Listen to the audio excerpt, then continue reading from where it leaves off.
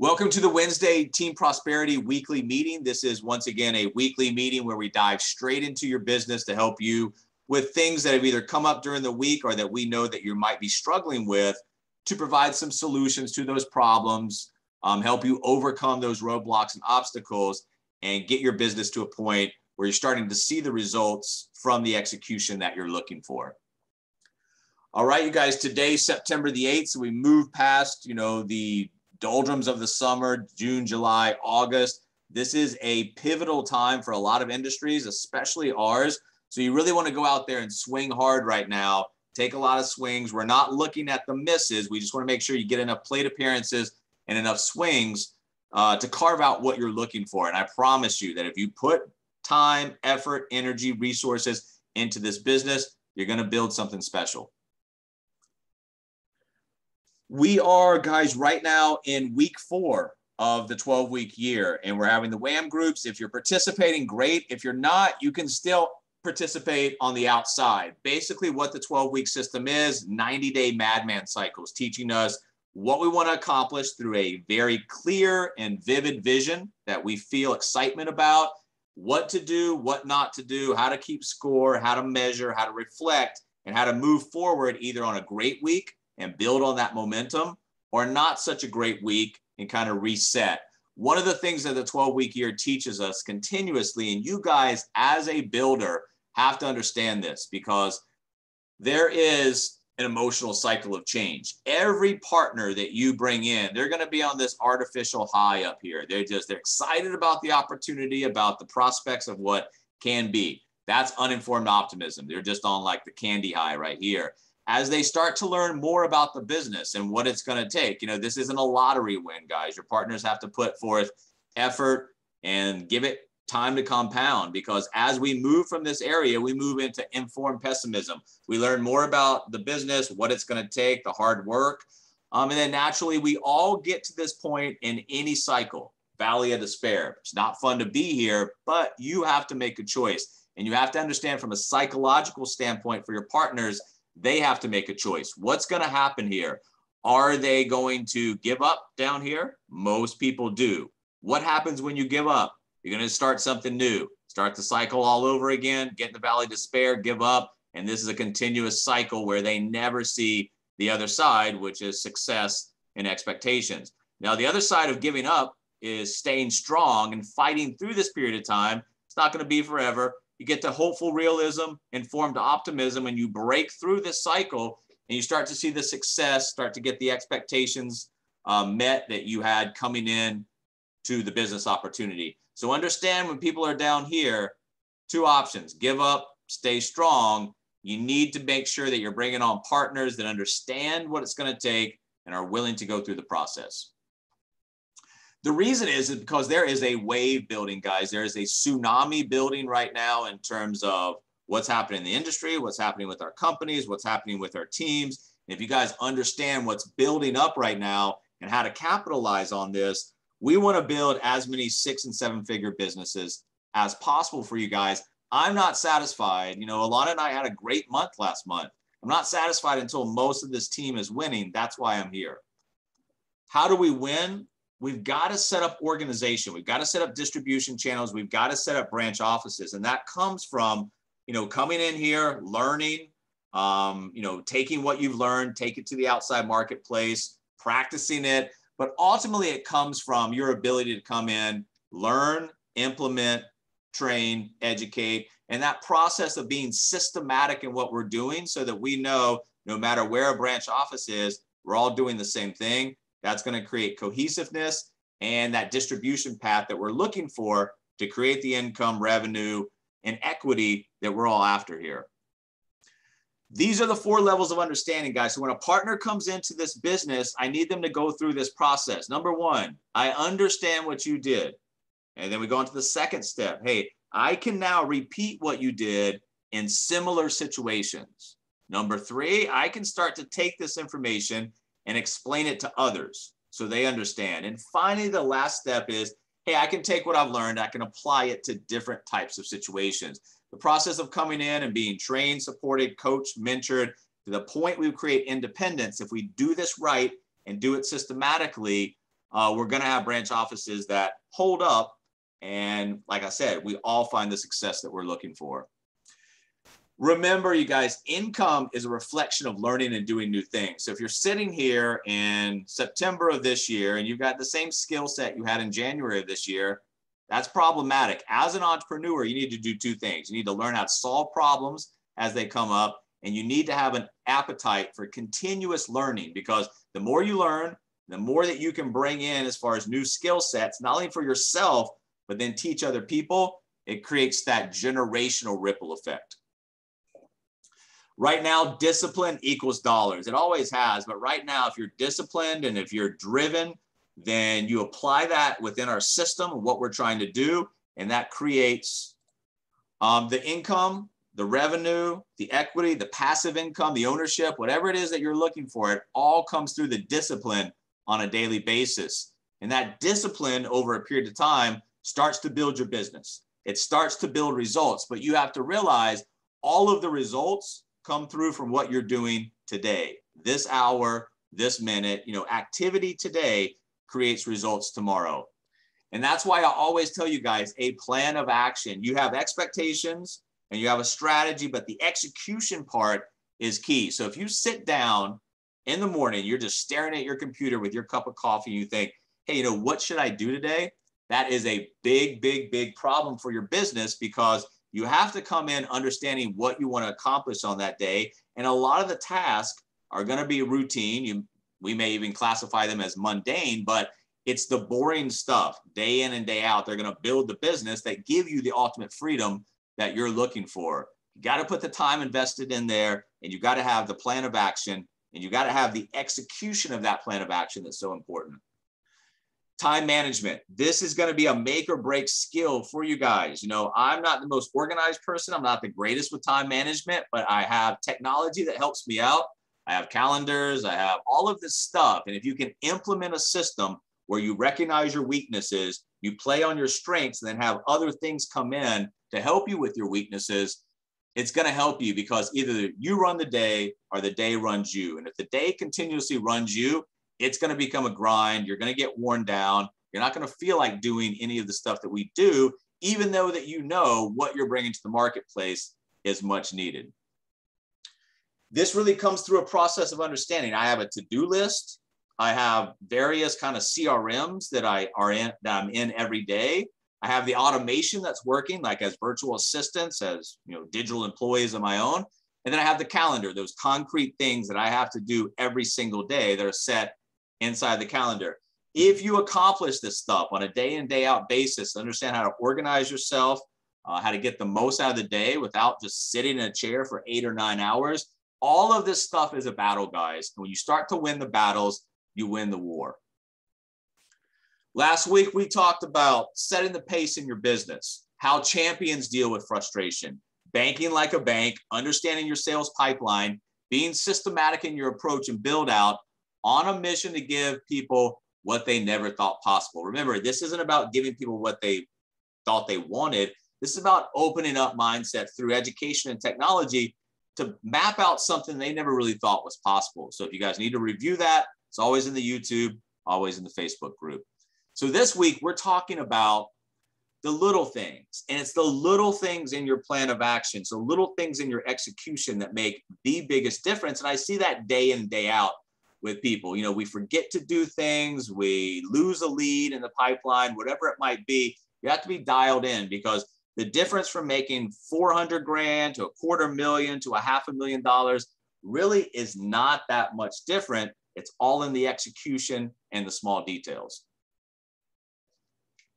You have to own your business. You have to live your business, and you really have to think in terms of a business owner. I'm always thinking about how to improve things for myself, for you guys, how to beat the company, how to come out on top. This is all stuff that needs to be running through your head. How do I continuously improve my business for myself, my partners, my clients, etc.? If you get in that mindset, always thinking about how to improve something, trust me, your brain will react to that. It'll start to think, turn those wheels in the head, and you'll come up with stuff. And if you're like me, if you come up with a good idea, you need to write it down immediately, because 5 seconds later, it may be out of the head with a new thought. So how to remember the small details. It's a plan of action, guys. It's those things that we talk about. It's making sure on a day in, day out basis that we're doing the necessary things, not just the large things on our calendar that we know we have to make, but down to the small details of the follow-up in terms of things in the pipeline, follow up with clients that haven't made a buying decision yet. All of these things that if we are on top of, it equals revenue, income, and growth. If we're not on top of, it equals lost revenue, income, and growth. I'm in the position where I don't want to lose revenue, income, and growth. I don't think you guys do either. It's in the small details. So you need to analyze your business. What are those small details that maybe you are neglecting that are important? Because if you're neglecting them, especially in things like follow-up, moving things through the pipeline, all of those, making the calls, all of those things that pretty much are the things that, we find uncomfortable. That's going to be where a lot of the growth is for your business. So you need to look at the small details when you're looking at your business as a business owner, continually trying to improve what you do, because when somebody comes to you and you're having success, first of all, on the opposite side, if you're not doing anything in this company, nobody's ever going to come over to you for advice. Now, if you start to, be on the leaderboard, you start to make significant income, people are going to know, what are you doing? And if you just have random thoughts or things that you say to them, it's going to be meaningless in their growth. If you can tell, hey, this is what I'm doing, this is what changed my business.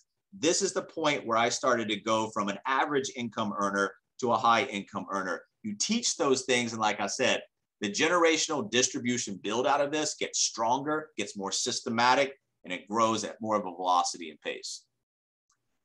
So let's talk for a very brief minute about one of the small things. You have upfront traffic, and then you have back-end conversions. If you don't have any traffic, you don't have any conversions. This is not a hard thing to understand. You have to create interest. The easiest way to create interest is give away value. So when you're looking at our business and looking at what we've been doing lately, this is one of the easiest ways to approach the marketplace, get conversations started, get that traffic flowing in, and creating leads, which is our conversions.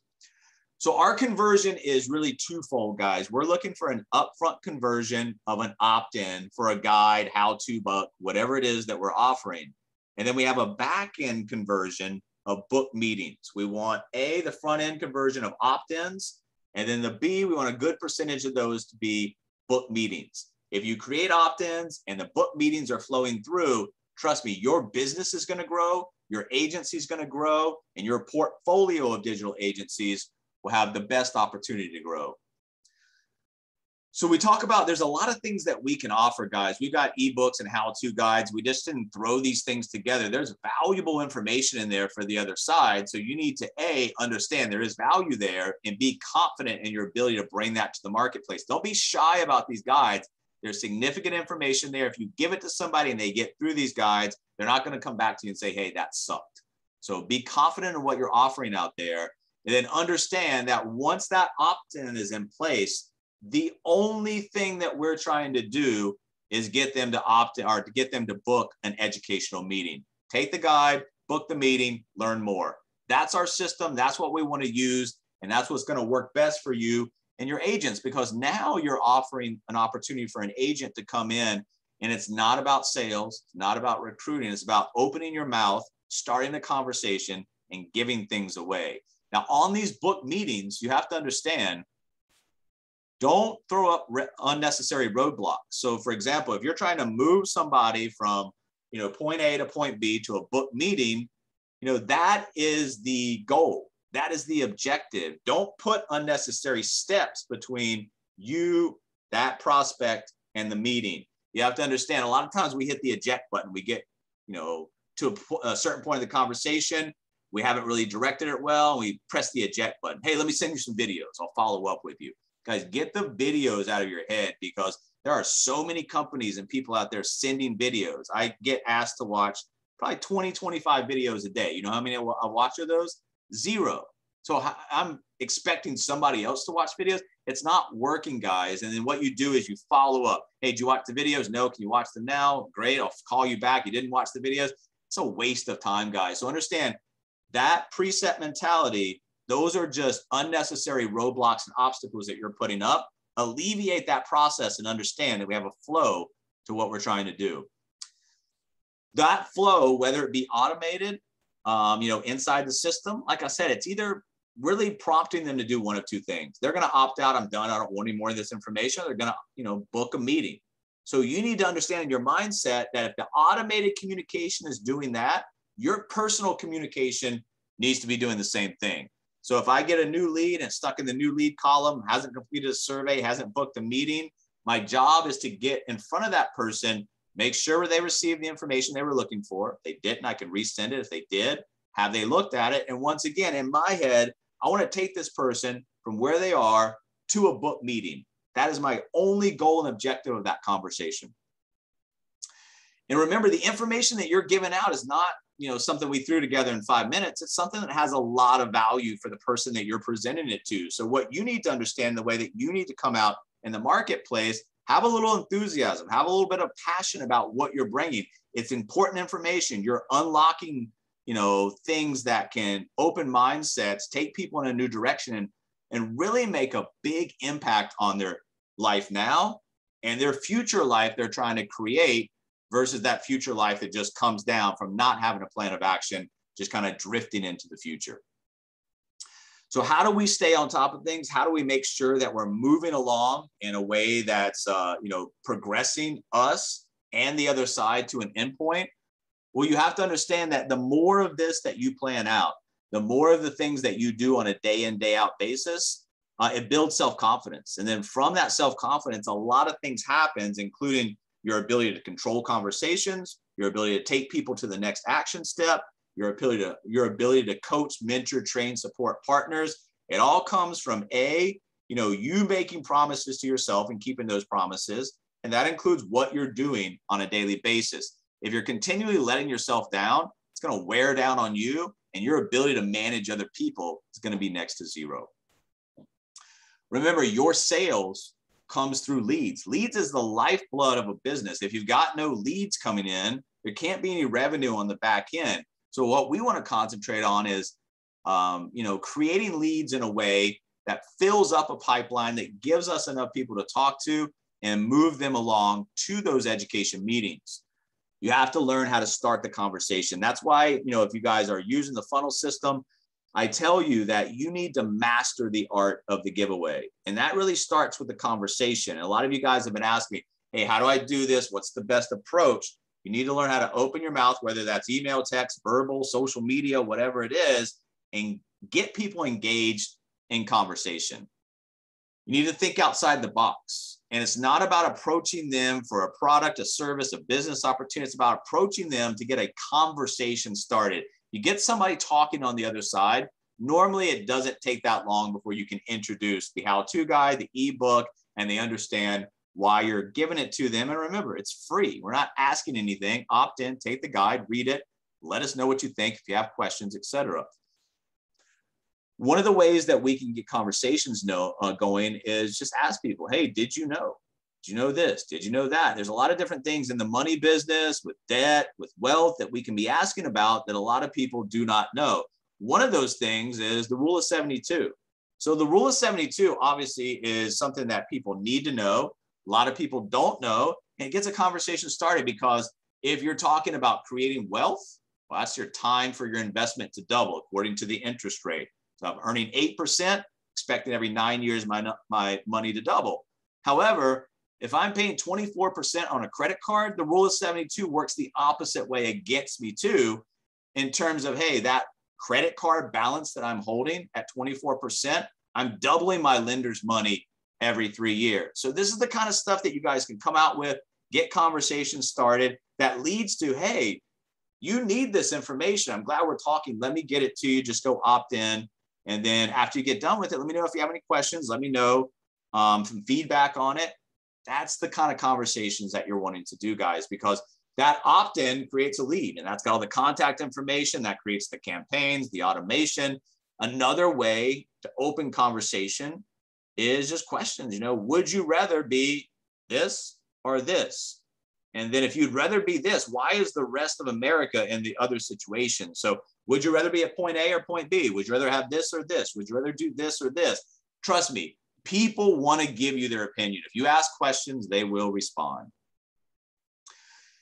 And then, like I said, once you've got that basic little rapport coming out, you've asked the questions, you've got them into a mindset, you're introducing valuable information. You need to come off knowing this is valuable. Like I said, bring a little passion, bring a little excitement to the fact that, hey, what I'm about to give you, very valuable. So I'm glad that we're talking.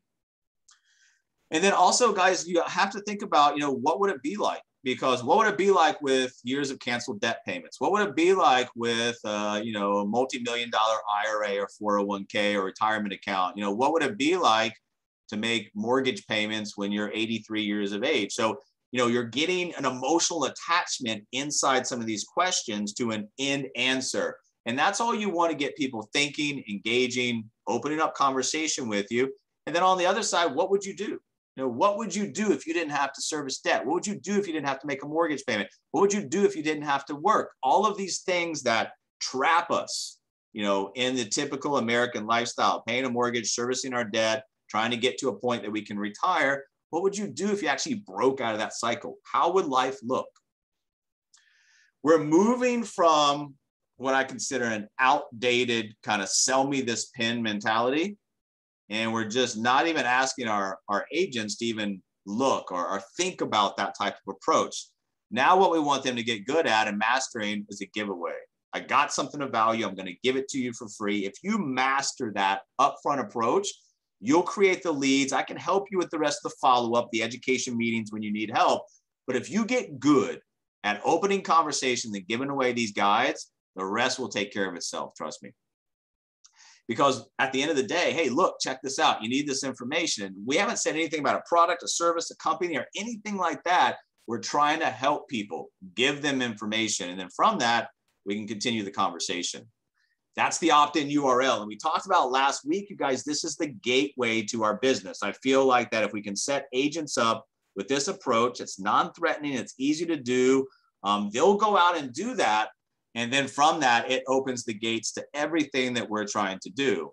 This is what I ultimately want. If you visualize in your head that traffic coming to that front end free guide page, I want you guys to fill up the lanes. I want a lot of people coming into that. Now, will everybody opt in? No. But those people that opt in, that's a lead created. That's a follow-up. That's an additional conversation. That may be a booked meeting. As they're going into, and you're funneling them into that page, that's the appointment funnel. And like I said, we're going to try to get one thing out of that. When we get the guide, we've got campaigns, triggers. It's trying to push them towards booking that meeting. Now, in the process of having people come in, opt in for that free guide, this is what your system looks like. You got people that may be unsubscribing, stopping. You got people that may be booking meetings. You got people that are continuously receiving information to push them through a book meeting. So you're funneling traffic into the page.